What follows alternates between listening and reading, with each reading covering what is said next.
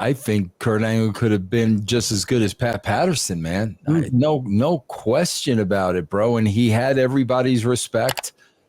He knew how to lay out a match. Absolutely, bro. He could have had a great career as an agent. What's your favorite Austin Powers movie? I think I said it last week when we were discussing. Yeah. Who throws a shoe? That's what I like. Very nice. Which particular Austin Powers, like what movie? Which one in the series is your favorite? I would have to say, I think 1, though 2 was pretty good. I think 3 jumped the shark. I think Mike Myers, like, he had a god complex at the time where he's like, I can make any insufferable character entertaining. And then that Gold member was just like, yeah. The Spy Who Shagged Me was 2 or 3? I think that was the first. No, that was International Mystery. Yeah. Would be 3rd. Man, back when life was cool, I was a kid, and we'd always go see, like, buy 1 movie ticket, go see 3. And it was awesome. And I remember seeing that in the theaters, and I was like, this is funny. I like this. Yeah, it was. What's your favorite one in the series? Well, we didn't get Mini-Me in the first one, did we? No, that was 2. No. Yeah, it would be 2 then. Definitely 2. Oh, Will Ferrell's bit where they tried to kill him, but he didn't. He just won't die. Yeah. That was pretty good. Yeah. What about the Jim Carrey?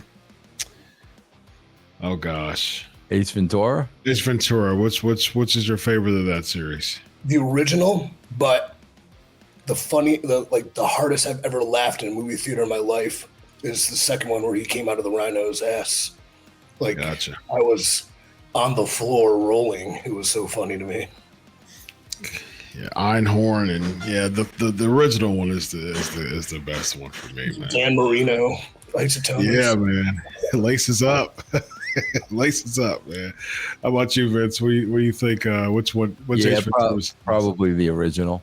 I got to tell you, man, the hardest, I swear to God, I ever laughed in a movie theater in my life because I was not expecting it. Okay. Did you guys see Borat? Yeah. When him and that fat guy got into that naked fight, bro, I lost it, bro. That was the last thing I ever expected to see, into the elevator. And that was brilliant, man. You think you know all the wrestling stories? There's more you haven't heard yet. Join us on Backstage Pass. What's your favorite Farley movie? Oh, man, I have to say, I'm going to say, I know it's not yours, Chris, but I'd have to say Tommy Boy. I can't get mad at that. That's my second favorite. You're a black sheep guy. I'm a black sheep guy. That's right. Yeah, it's the goal for me. Didn't care for it originally, but in hindsight, masterpiece. I think the expectations, I don't know if they were high, but like you couldn't wait to see it again. And I don't know why it fell flat to me the first time. I was also a kid and don't remember anything. So, man, why'd he have to die? Yeah, man. Yeah, Farley. Yeah, I know his brother tried to like recreate the brand, the legacy, but there's only one Farley, man. There's only one Farley. Same with whatchamacallit, bro. Like dying way too soon, man. John Candy, man. Yeah. Oh, freaking Uncle. I've seen Uncle Buck 300 times, man. Yeah. Belushi's another one that died. Yeah. Well, man, when you read that Woodward book, Wired. He wanted to die young. He wanted to die. Yeah. You knew he was going to die. It was just when, on whose watch? I mean, Oh my God, bro. And Farley took that same philosophy. Yeah, he was like John Belushi was his idol, And so like he was hit like live fast, die young. That was like bro. his Read that book Wired by Bob The drugs this dude did, bro, was like no way he was gonna stay alive. No way, bro. 100%. Yeah. And Farley was the same way. He was just, very high on drugs, man, because he had that Belushi mindset, live fast, die young, man. And it's unfortunate because you got people talking about you 27 years later and you've only been 60, so that's sad. So. All right, let's talk about Kurt Angle, man. Legendary Kurt Angle. He was on the Sam Roberts Not Sam podcast, and he was talking about how he feels that his TNA run cost him his WWE during his WWE run. Especially since he came back the second time, he was talking about how he feels that the second run was not as strong as his first run, and it was kind of like a get back, so to speak, to the original expectation of Vince McMahon only expecting him to be gone for a few months, and he was gone for several years. This is what Kurt Angle said. He said, I love bearing, this is regarding his, he was supposed to lose to, he wanted to do the send off with John Cena, but he was currently in a feud with Baron Corbin. Vince McMahon told him, okay, well, you're going to have to wait a year if you want to send off with Cena. And Kurt's like, no, I don't have that much time. So therefore we get that weird Baron Corbin finish at the WrestleMania. He said, I love Baron Corbin, but I just felt that my second time in WWE, I wasn't so much appreciated. I think it has a lot to do with me leaving the company high and dry in 2006 and going straight to TNA. I was supposed to go back to WWE in 6 months. Vince McMahon wanted me to take 6 months off and come back. I love my TNA run. I think I came into my own right around 2006 when I was having my best wrestling, and that's when I moved over to TNA. As someone who worked with Kurt Angle in the ring, EC3, I'm sure that you have a lot to share when it comes to Kurt Angle's TNA run and also following his career before TNA. Yeah, well, fortunately, like I've said this before, but when I was a kid, someone would ask you, hey, man, what's your dream match? You want to do this pro wrestling so bad? I'm like, I want to wrestle Kurt Angle for a world title. And then they laughed at me. But guess what? I did, and I won. So just working with Kurt was like the moment he's talking about that he wanted like a perfect send off. These perfect moments we strive to have in the industry are so eluding and so hard to come by. Like always fortunate and grateful to Kurt for giving me mine, because I'll never forget that.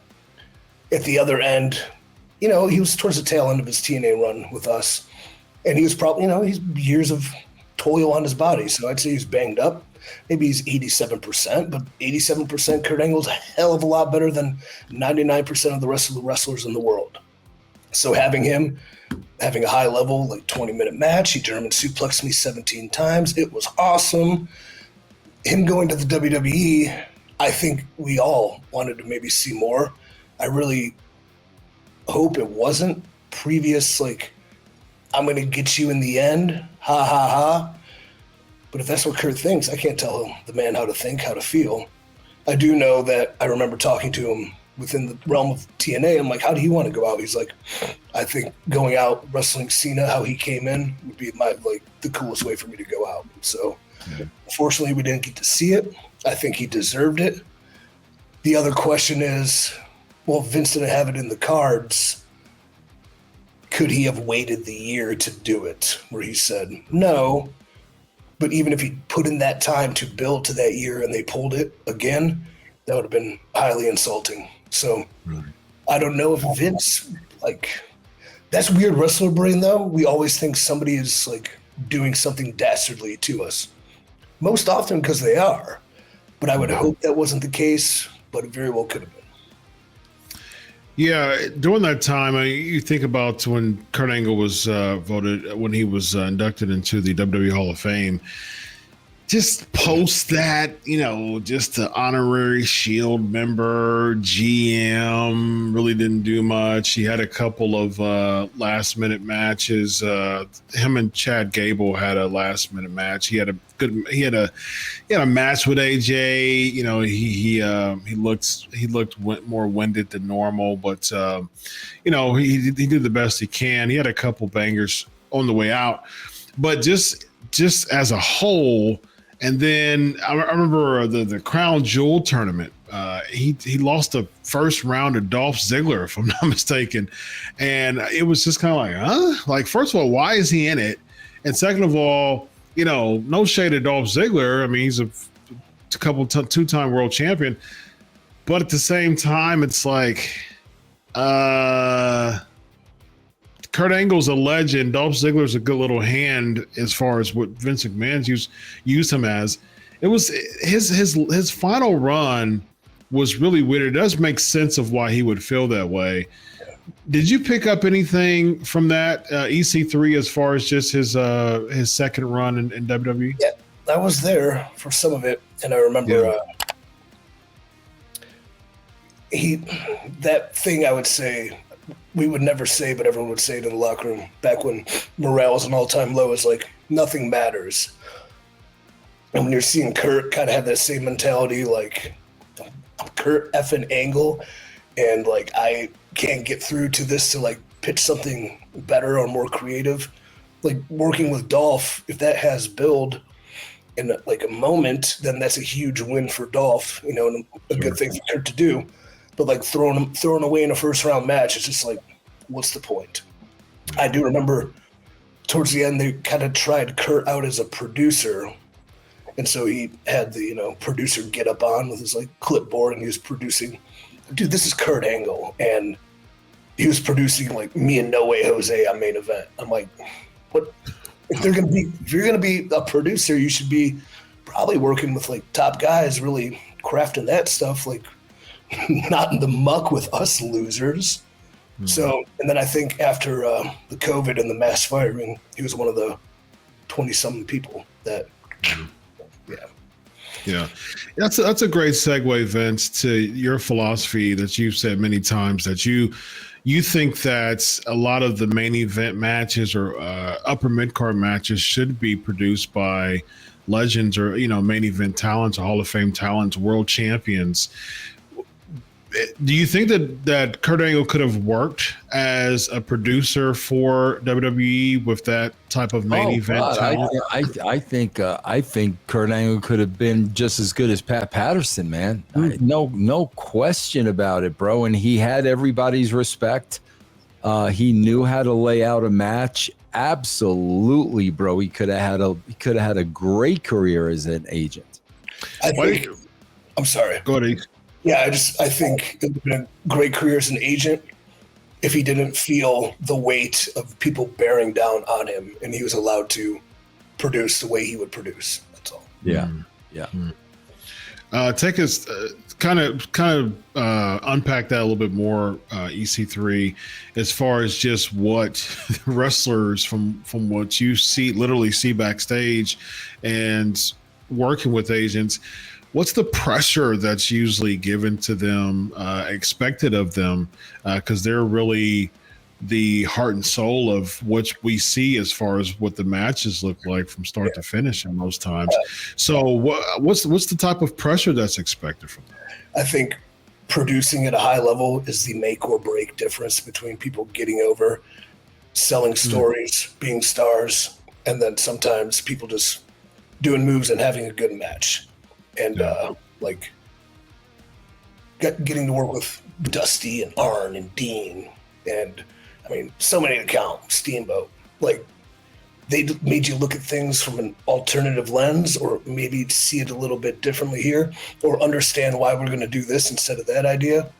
And usually, now that I kind of produce, sometimes with NWA, but my Exodus shows, like, I have the vision in mind for where the stories are going. And this is why Kurt would have been great. It's like, I'm telling these young guys, I'm going to let you do what you want, but I guarantee you this will work and that will not work.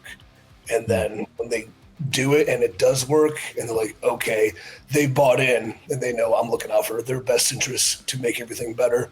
Where I think the same with Kurt, like people would buy in to Kurt Angle saying, well, instead of doing a cover there, what if like you hit that big finish but he rolled out of the ring and he couldn't grab it, so you're protecting that finish at the same time protecting what's going to come next with this and that and that, and you'd be like, okay, makes a lot of sense. So I hope that unpacked it. But agentry, producing done well is like, I think it's an issue in a lot of companies where people,